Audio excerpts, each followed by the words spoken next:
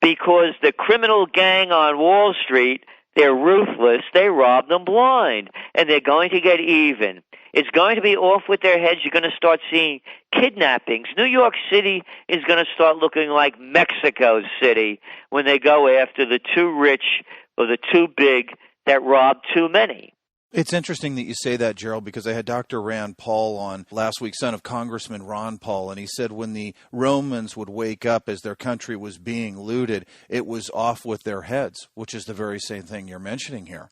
Well, again, let's see what happens in the sense that how could people ignore history? I mean, go back to the French. And again, we're looking, by the way, our effort, and I want to make this 100% clear, is for an intellectual revolution. Let's just look at the facts and change the system.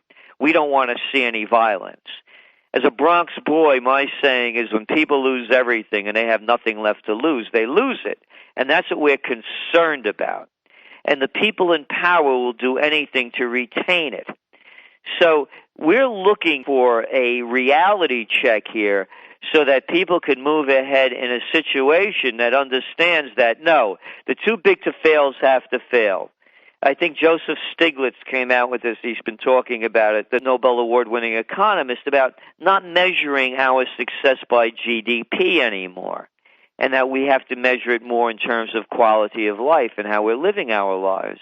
And that's a direction we need to go in, and we agree with him wholeheartedly.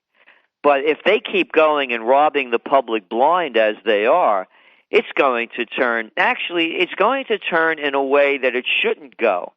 And there are a lot of talk show hosts out there and media celebrities that are hijacking the revolution for their own ratings and their own needs of power. Because this isn't about, a bunch of right-wing nuts or conservative fringe elements. This is about angry people that no longer want to pay for government's excesses. So that's what we see happening. What were your thoughts, Gerald, when you saw the live coverage of the protest march on Washington less than 2 weeks ago, and you saw the crowds and the president cut out of town, and many members of Congress cut out of town, and they turned a lot of the cameras off that, of course, are on, right, to watch out for terrorist activity, but they had some of them off.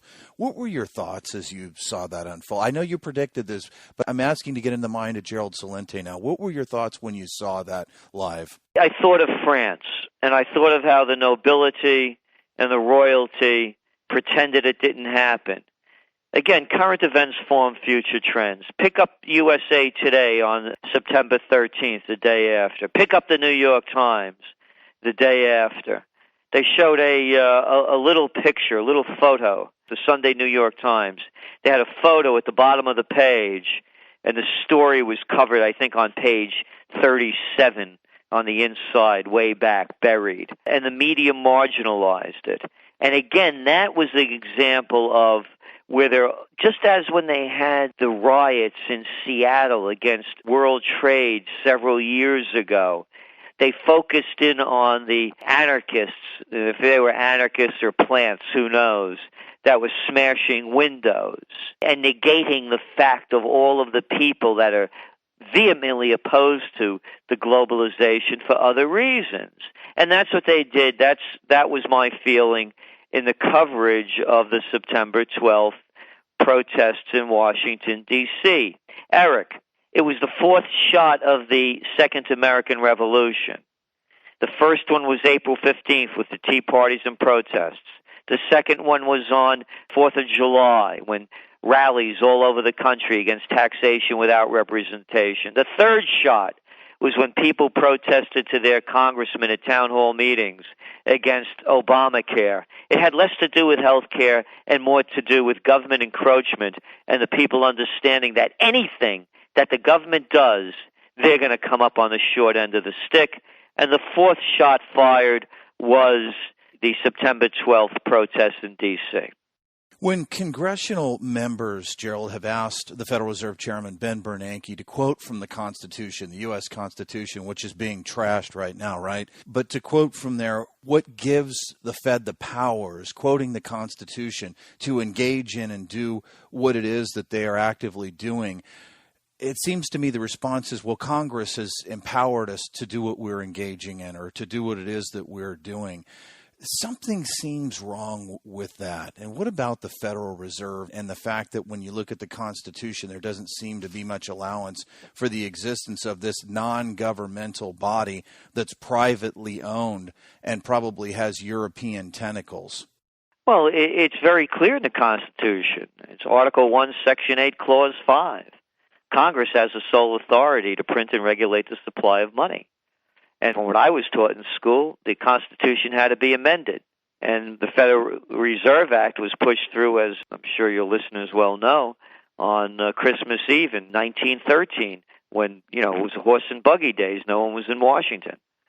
So I always ask the same question over and over. This is illegal, according to the Constitution. Why isn't it being prosecuted as such? Who is this group of people? Who anointed them? And as everyone knows, that listens to your show, the educated ones that are familiar with the history, this was a major issue of this country since its inception, about foreign bankers hijacking the nation. And they have. Wall Street's hijacked Washington.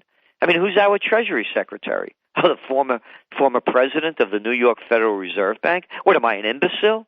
Who was the guy before him that was the Treasury Secretary? Henry Paulson, the former CEO of Goldman Sachs? What, am I, stupid?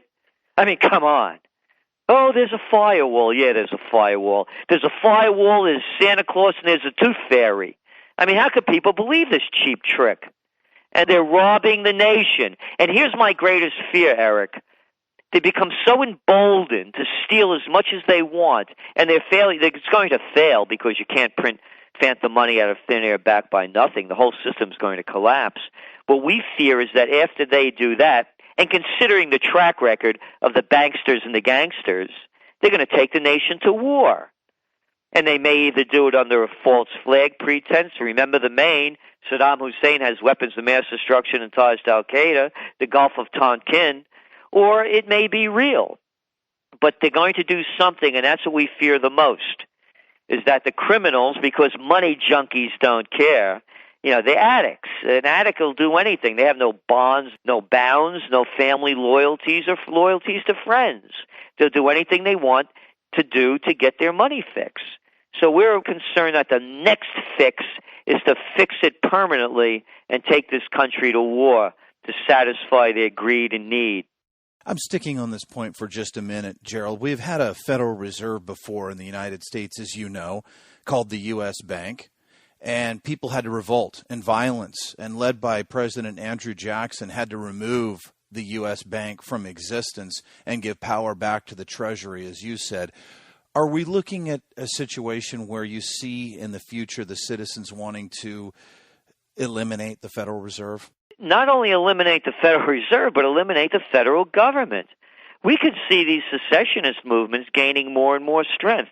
We can see the United States becoming like the former Soviet Union. Now it's the USSA, United States of Soviet America, and it could be break up just like the USSR did.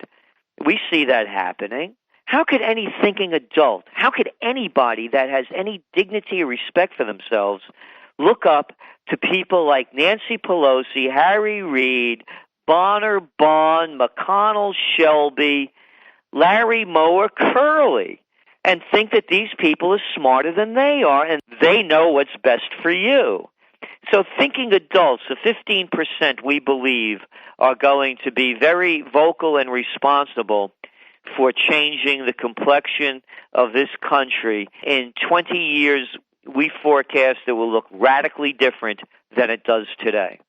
Let's move on to the economy, Gerald, because virtually all economists, well over 90%, are saying the U.S. is out of this recession here in the third quarter, and others in government are saying we are in recovery. What is really happening here with the economy, Gerald?